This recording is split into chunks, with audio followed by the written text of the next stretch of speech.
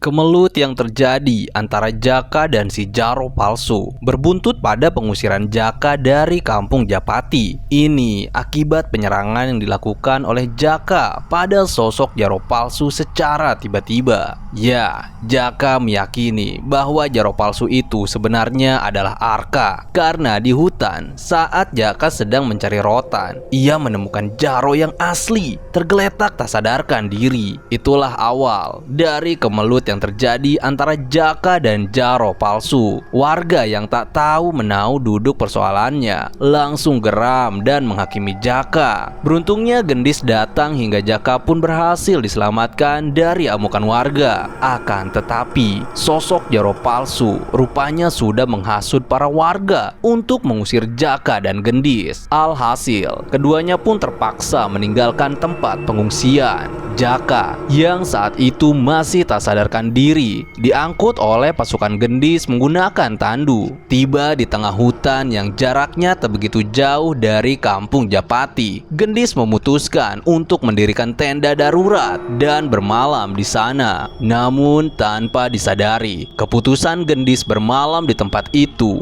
justru menjadi awal malapetaka yang datang di malam harinya. Tak lama kemudian, Jaka siuman, anak angkat Ki Jambrong itu sempat ngamuk dan kekeh ingin kembali ke tempat pengungsian karena ia harus menemani Ki Jambrong yang masih dalam keadaan kritis. Meski sempat berdebat, namun Gendis akhirnya bisa membujuk Jaka untuk tetap tenang. Ketika malam tiba, Jaka dan Gendis dikagetkan dengan teriakan dua pasukan Gendis yang berjaga di luar. Namun saat dicek oleh Jaka, rupanya ada seekor ular yang mendekat ke arah mereka. Jaka menertawainya. Namun tiba-tiba suasana berbalik mencekam. Api unggun sebagai satu-satunya penerangan padam seperti disiram air. Situasi menjadi gelap. Jaka menyadari ancaman yang datang. "Tiarap, semuanya tiarap!" teriak Jaka. Tanpa diduga, dua anak panah meluncur dan berhasil mengenai kaki anak buah Gendis. Tak lama kemudian beberapa pasang mata berwarna merah menyala muncul di sekitar tenda. Angin yang tenang berubah menjadi riuh. Tenda terpasang pun hancur porak-poranda. Jaka dan Gendis berpegangan pada batang pohon. Situasi seketika berubah mencekam. Beberapa pasukan Gendis yang tidur di dalam tenda ikut melayang tersapu angin. Semua orang jadi terpencar. Beberapa saat kemudian angin kembali tenang. Di tengah kepanikan itu terdengar suara tawa misterius. Jaka lalu berdiri sambil memapah Gendis. Anak angkat Ki Jambrong itu mengawasi beberapa pasang mata yang menyala di sekitar. "Jumlah mereka sangat banyak, Jaka. Kita harus lari," kata Gendis. Tapi Jaka menolak permintaan Gendis. "Cepat pergi dari sini. Selamatkan semua anak buahmu. Aku akan mengalihkan perhatian mereka," perintah Jaka. "Tidak, Jaka. Aku tak akan pergi tanpamu," jawab Gendis. Kemudian Jaka melepaskan tangan Gendis. Ia berjalan mendekati beberapa pasang mata yang menatap ke arahnya. "Arka, keluar kau berdebah!" tantang Jaka. Tak lama kemudian terdengar alunan gamelan yang menjadi tanda kemunculan Arka. Api unggun tiba-tiba menyala lagi dengan sendirinya. Beberapa makhluk aneh pun menampakkan wujudnya di hadapan Jaka. Namun batang hidung Arka belum juga terlihat. "Gendis, tunggu di sini, biar aku yang hadapi mereka," ucap Jaka. "Jangan, Jaka, kau tidak akan sanggup melawan mereka sendirian," sahut Gendis. Kemudian Jaka menoleh. "Kalau nanti aku sekarat, segera lari dari sini. Kupercayakan Ki Jambrong padamu. Hanya dia satu-satunya yang kumiliki saat ini." Pungkas Jaka lalu melesat menerjang makhluk-makhluk aneh di hadapannya. Pertarungan pun tak bisa dihindari. Dengan kemampuan batin yang ia dapatkan dari Aba Gufron, Jaka ngamuk dan menghajar satu persatu musuhnya. Akan tetapi jumlah Jumlah mereka seperti tak ada habisnya. Hilang yang satu, muncul lagi makhluk yang lainnya. Tapi Jaka masih tak terkalahkan. Sambil bertarung, Jaka terus mengingat wajah Ki Jambrong yang amat ia cintai. Sementara itu, Gendis yang hanya mampu menyaksikan pertarungan Jaka dari kejauhan mencoba meraih dua anak buahnya yang terkena tusukan anak panah. Keduanya cuma bisa merintih menahan rasa pedih. Gendis langsung mencabut anak panah itu dari kaki keduanya. Ampun, ampun Gendis, teriak keduanya meringkih kesakitan. Saat Gendis hendak memapah keduanya ke tempat aman, tiba-tiba 3 ekor ular besar muncul dari atas pohon dan langsung melilit mereka bertiga. Gendis tak sempat melakukan perlawanan pada ular itu. Lilitannya yang begitu kencang membuat Gendis sulit bernafas hingga tubuhnya menjadi lemas. Bersamaan dengan itu, Jaka yang bertarung sendirian akhirnya terpental dan jatuh tepat di hadapan Gendis. "Bruk, Jaka!" teriak Gendis. Anak Ki Jambrong itu dibuat babak belur. Namun beruntungnya serangan makhluk aneh tersebut tak sempat membuat Jaka pingsan. Sekarang Jaka mulai melemah. Ia sampai batuk darah. Di tengah kepanikan yang terjadi, muncullah sosok yang dicari oleh Jaka. Ya, dengan gamelan di tangan, Arka menampakkan wujudnya sambil menari khas tarian desa Ronggeng. Dan edannya, setiap Arka melangkahkan kakinya,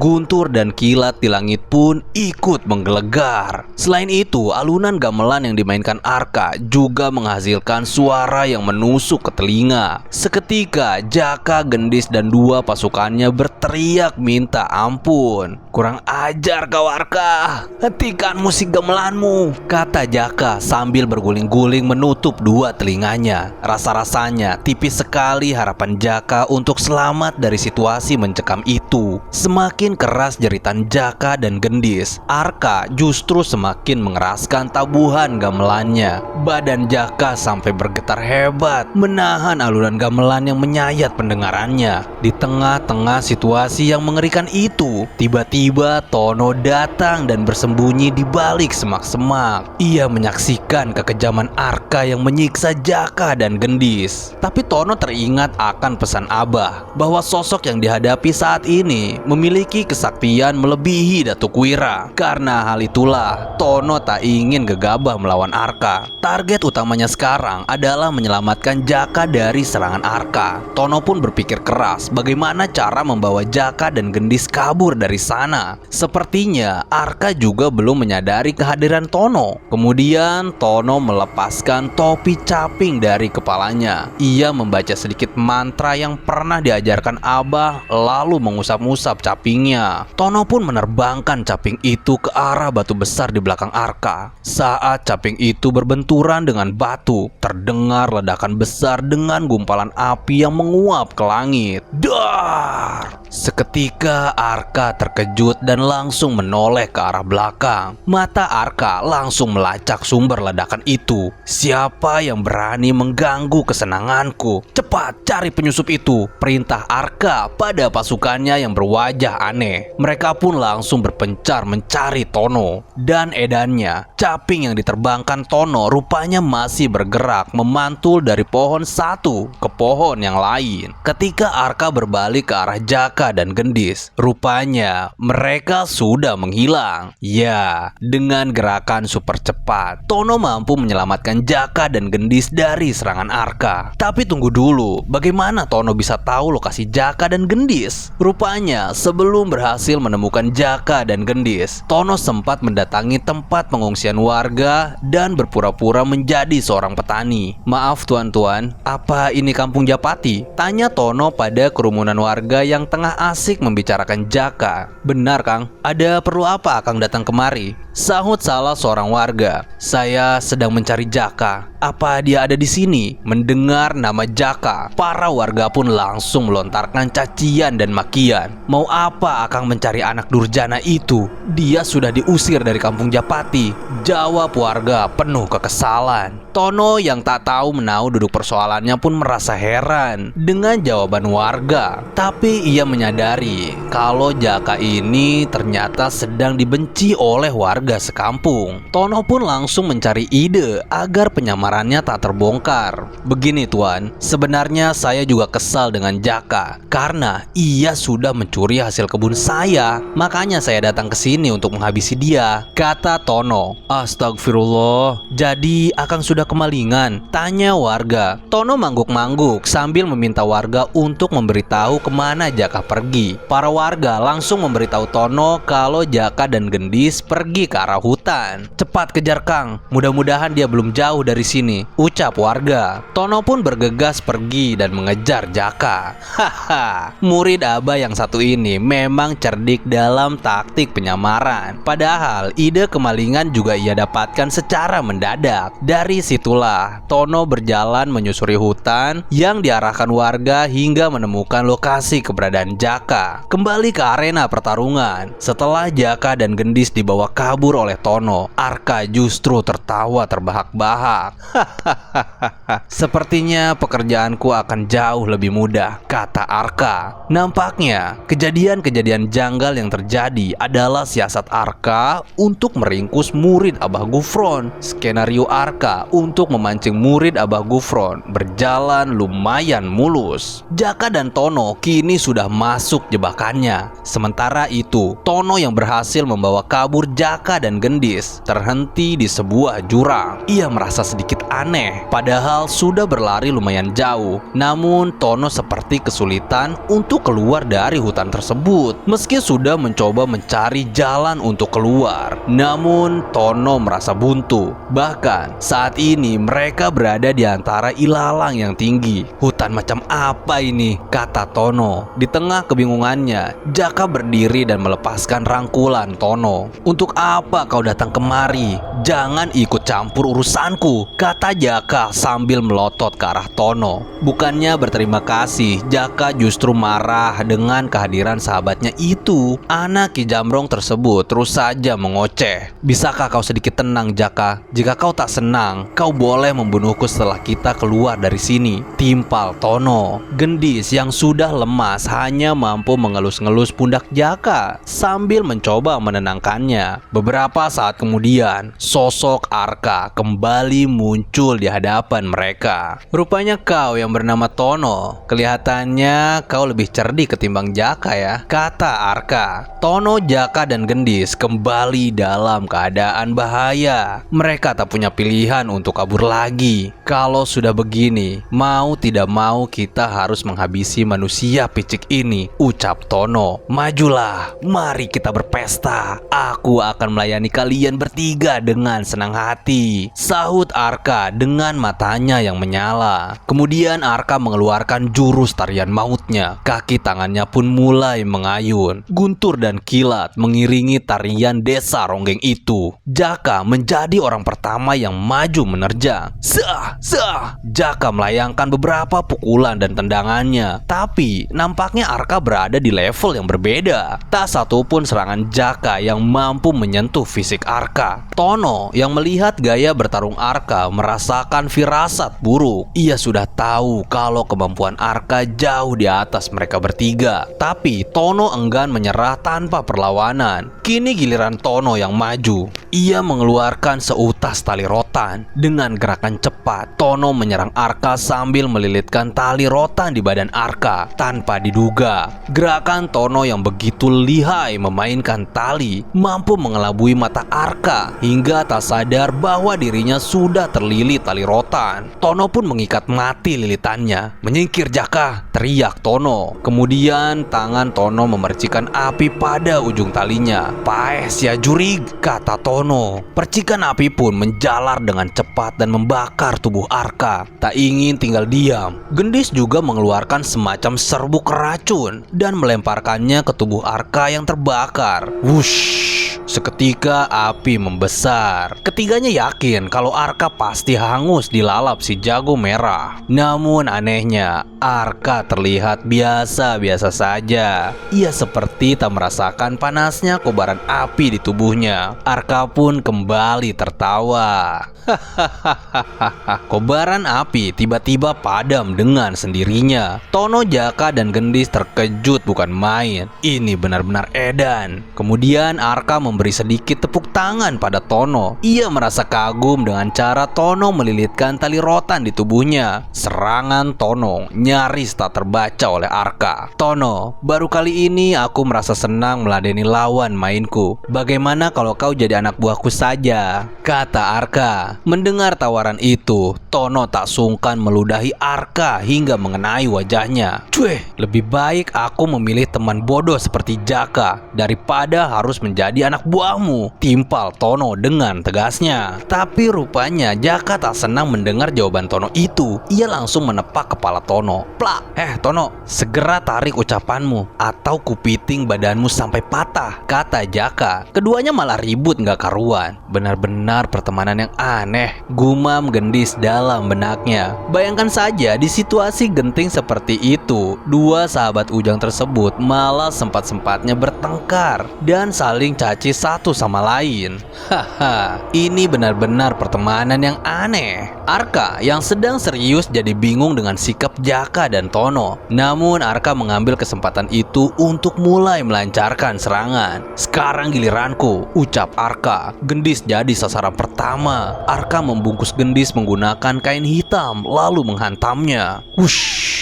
Tiba-tiba Gendis menghilang. Jaka dan Tono juga bernasib sama. Dengan kecepatannya, Arka membentangkan kain hitamnya dan menyelimuti dua sahabat Ujang itu. Push!